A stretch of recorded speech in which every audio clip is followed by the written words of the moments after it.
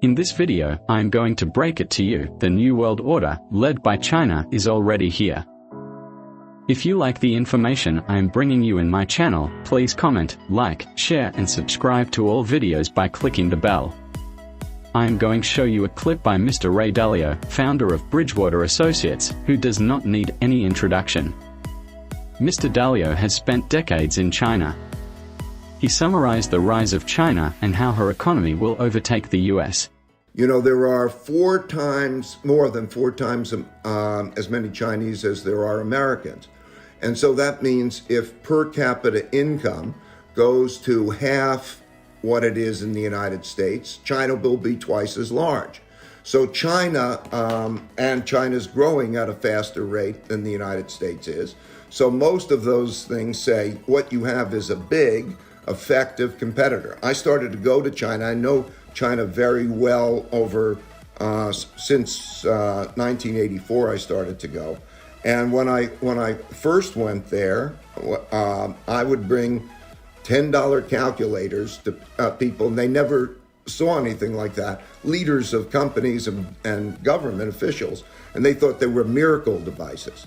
And now in quantum computing and AI and so on, they're competitors. Since I started going there, per capita income has increased by 26 times. The life expectancy has increased by 10 years.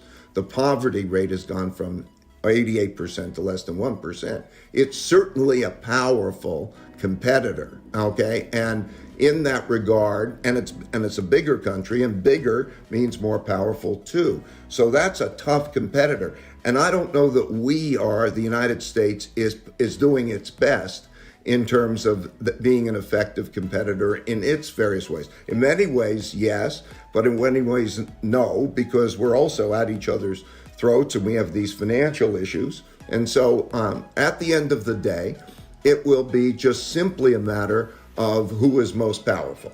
And most powerful will really be primarily determined on how we are with ourselves. Even Aljazeera reported this about China's technological advancements. A new report by the Australian Strategic Policy Institute found that Beijing leads the world in 37 out of 44 critical technologies and is in a position to become the world's top technology superpower. Among the fields dominated by China are drones, machine learning, electric batteries, and nuclear energy.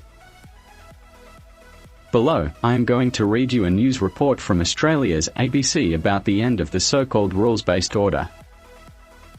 The meeting between Xi Jinping and Vladimir Putin proves the end of the so-called rules-based order. The leaders of China and Russia can thumb their noses at the order. They can boast of their friendship, strengthen their trade ties, embed their own diplomacy and seek to build their own networks of power in defiance of Washington and its allies. They may as well be saying, just try to stop us. Like it or not, this is not a unipolar world, it is a multipolar world. It is not a Western order, it is a contested order, brutally contested. Order is not preordained, history shows that order follows power. So it is again. Economically, militarily and politically the world is being pulled off its Western axis. We should not have needed Xi and Putin to provide any more proof. The order has long gone. The rules, institutions and values of the late 20th century simply do not meet the challenges of the 21st century. In truth, it was never a global order anyway, it was always a Western-dominated order, an order that favored the West, whose rules were made and broken by Western powers. It was ideological. Post-World War II, it was a contest between liberal democracy and Soviet communism. The end of the Cold War was heralded as the ultimate triumph of liberalism, the end of history, but it was short-lived. It succumbed to its own hubris. As Singaporean diplomat and political scientist Kishore Mahbubani said, the end of whose history? The engines of history have gone into overdrive. Mahbubani said Western minds suffered a lot of brain damage in the 1990s. Western leaders, he said, did not see that the triumph of the West heralded the end of the West. History did not cease, it shifted. In China, the engines of history have gone into overdrive and Xi Jinping believes time is on his side. Is he right? The last 3 decades have not been great for the West. Post-Cold War, the West has been assailed from without and within. Its institutions have been eroded. Its banks have collapsed. Its social fabric has frayed. Faith appears to be in terminal decline. Politics at its worst resembles tribal warfare. Democracy is in decline.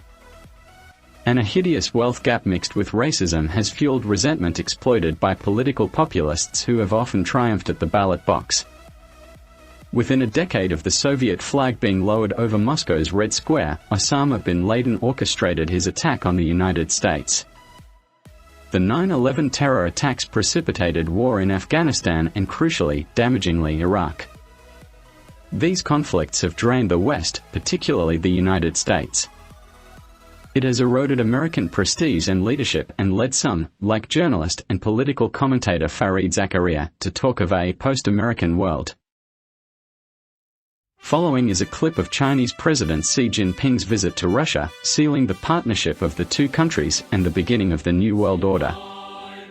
Agreement was made in deepening and broadening cooperations between the two countries across the board, particularly in the following. 1. Expand the volume of bilateral trade and investment, develop e-commerce and other innovative models. 2. Logistics upgrades to ensure the smooth flow of goods and people between the two countries through all channels. 3. Progressively increase the use of Chinese yuan and Russian ruble in settlement of bilateral trade, investment and financing, etc. 4. All-round energy cooperations, maintain the energy security of both countries and the world, and promote green energy globally. 5. Strengthen long-term cooperation in the fields of metallurgy, chemical fertilizers, and other bulk commodities and mineral resources. 6. Promote cooperations in high-level technologies and innovations between the two countries. 7. Promote industrial cooperations, create new industrial chains involving local industrial enterprises of both countries to increase added value. 8. Improve agricultural cooperations to ensure the food security of the two countries. Both countries will continue to deepen cooperation in the field of humanities, education, science and technology, culture, tourism, health, and other areas. The collaborations between the two countries are deep and broad, far-reaching to the rest of the world, shaping the destiny of mankind. Cooperation projects include a natural gas pipeline supplying China with Russian natural gas. China firms to replace Western firms leaving Russia due to Ukraine war sanctions, and Russia will supply China with resources and energy that China in great need of. Russia also announced it will accept Chinese yuan from all countries in settlement of international transactions. That signals a further acceleration of de-dollarization. In conclusion, China's mighty industrial capacity and Russia's huge mineral and energy resources make the two countries highly compatible to each other. The all-encompassing partnership between China and Russia as the backbone, added to them the other BRICS plus countries, will make the New World Order the strongest we could imagine. Before President Xi's departure, he said this to Putin.